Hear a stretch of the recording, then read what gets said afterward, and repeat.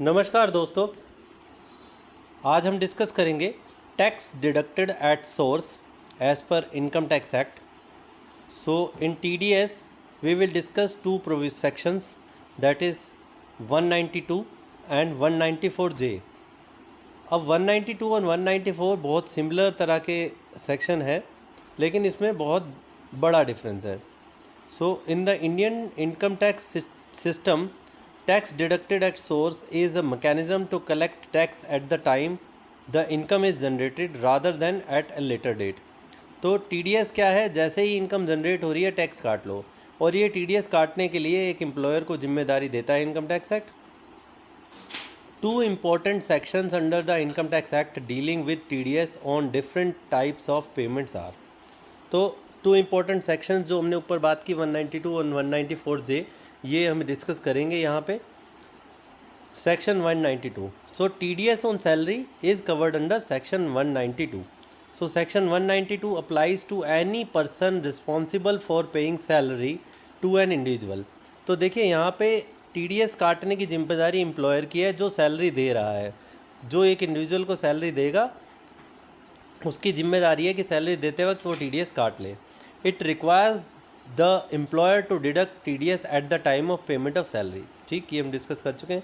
This section is applicable only when there exist an employer employee relationship typically in full time employment. ये word बहुत important है, full time employment.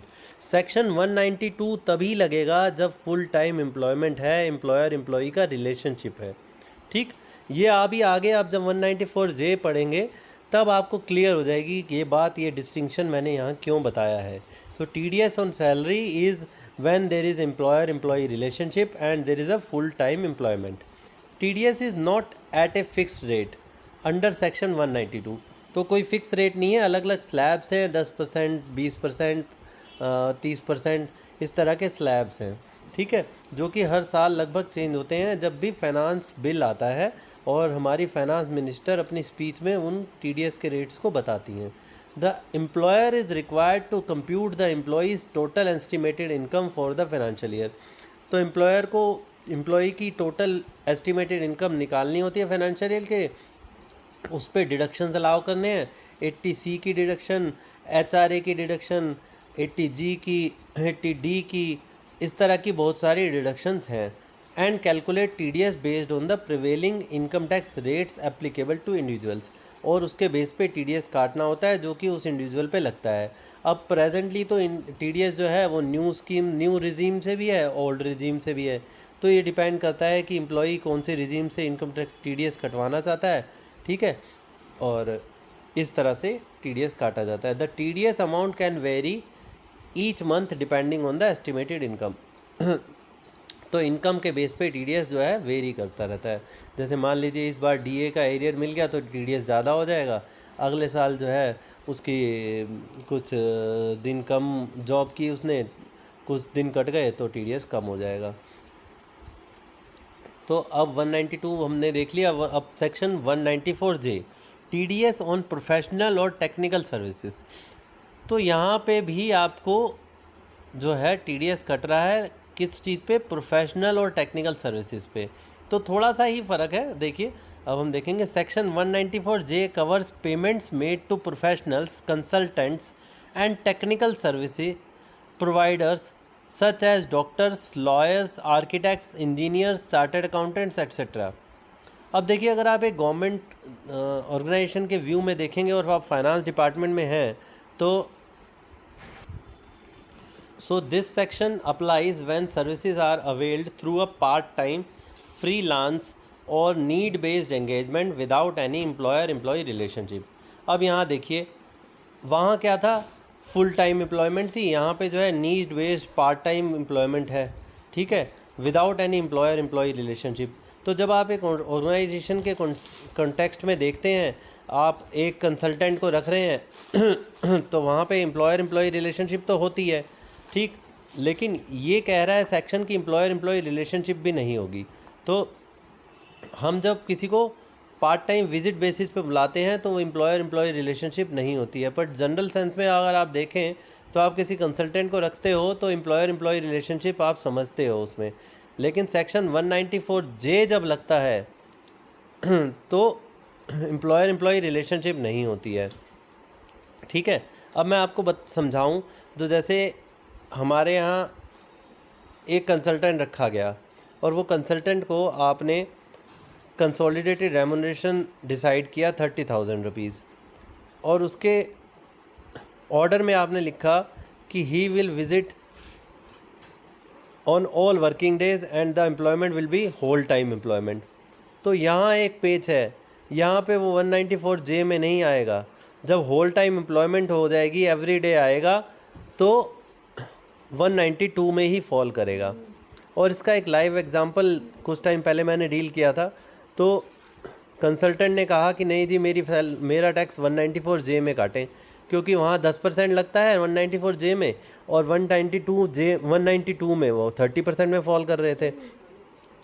पर क्योंकि उनके offer of appointment में, उनके engagement letter में क्लियरली लिखा था कि ये होल टाइम एम्प्लॉयमेंट है और he has to visit on all the days, तो वो 192 में ही फॉल करेगा। ये थोड़ा सा डिस्टिंक्शन है। अब अगर आपने किसी को विज़िट बेसिस पे रखा है, ठीक है, तो 194J में आ जाएगा। ठीक, तो ये थोड़ा सा फ़र्क है, ये देखने की ज़रूरत है। तो TDS रेट जो है 10% होगा यहाँ पे इंडिविजुअल एंड फर्म्स का। 2% TDS applies in case of technical services when paid to companies. No deduction is required if the payment during the financial year does not exceed 30,000। तो ये भी एक चीज़ है, अगर 30,000 से ज़्यादा आपका इंक्रीज़ नहीं हो रहा है तो कोई TDS काटने की ज़रूरत नहीं है। की difference between section 192 and 194J। तो पहला 192 में नेचर ऑफ पेमेंट सैलरी है, 194J में प्रोफेशनल और टेक्निकल फीस, रॉयल्टी एट्सेट्रा। तो यहाँ मेजर डिफरेंस ये आ गया है, रिलेशनशिप एम्प्लॉयर एम्प्लॉई की, और यहाँ पे 194J में क्लाइंट प्रोफेशनल की, नो एम्प्लॉयमेंट रिलेशनशिप। फीचर 192 में एप्लीकेबिलिटी क्या है, फुल टाइम एम्प्लॉयमेंट। 194J में पार्ट टाइम नीड बेस्ड। ठीक है, TDS रेट 192 में बहुत सारे रेट्स हैं, 30, 20, 10, 5, इस तरह के कई रेट हैं। 194J में फ्लैट रेट है 10%, 2% फॉर कंपनीज टेक्निकल सर्विसेज के लिए। ठीक है, डिडक्शन टाइमिंग, TDS जो है at the time of salary payment 192 में काटना है, और 194J में at the time of credit और payment which ever is earlier. ठीक, TDS सर्टिफिकेट जो है 192 में फॉर्म 16 होगा, और TDS सर्टिफिकेट 194J में 16A होगा। बेनिफिट्स इंक्लूड 192 में includes PF gratuity HRA allowances, और 194J में only for services, know employment benefits. तो केस स्टडी देख लेते हैं। यहाँ पे हमने अंकित वर्सेस रवि की एक केस स्टडी ली है। अंकित एक फुल टाइम एम्प्लॉई है, 192 में सेक्शन में फॉल कर रहा है। Works at XYZ private limited as a full time software engineer, full time software engineer, ये ध्यान रखना है। Draws a fix monthly salary of 1 lakh rupees. Company deducts TDS under section 192 after estimating Ankit's total annual income. TDS में differ each month depending on bonuses और deductions. तो हर महीने TDS change हो सकता है। फॉर्म 16 उसको मिलता है। अब रवि का केस ले लेते हैं। रवि एक फ्रीलांस प्रोफेशनल है, सेक्शन 194J में फॉल करती है उसकी इनकम। इंडिपेंडेंट सॉफ्टवेयर कंसल्टेंट है रवि, प्रोवाइड करता है project based services to multiple clients including XYZ private limited. अब देखिए यहाँ पे XYZ को भी वो सर्विस दे रहा है जहाँ पे अंकित काम करता है। तो यहाँ रवि और अंकित में फ़र्क क्या है, Ravi regular employee permanent full time employee है, और अंकित फुल टाइम एम्प्लॉई है, और रवि जो है फ्रीलांसर है। ठीक, अब रवि क्या करता है, प्रोवाइड करता है, इनवॉइस इशू हुआ रवि का 1 लाख का पर project. XYZ deducts 10% TDS under section 194J, that is 10,000 पर इनवॉइस, और रवि को मिलता है form 16A from each client. No employee benefits, only service payment. Summary table, Ankit full time employee section 192 based on income and form 16 is issued. Regular employee TDS based deductions. ठीक है, Ravi freelance professional है, 194J में कटता है उसका tax, 10% कटता है, form 16A मिलता है उसको। Paid for services not on payroll पे नहीं है, सर्विसेज की पेमेंट मिलती है उसको। तो ये दोनों में फ़र्क है। 192 सैलरी के लिए, 194J प्रोफेशनल और टेक्निकल सर्विसेज के लिए, कंसल्टेंट्स के लिए। ठीक है, आई होप आपको क्लियर हो गया होगा concept. Thank you very much.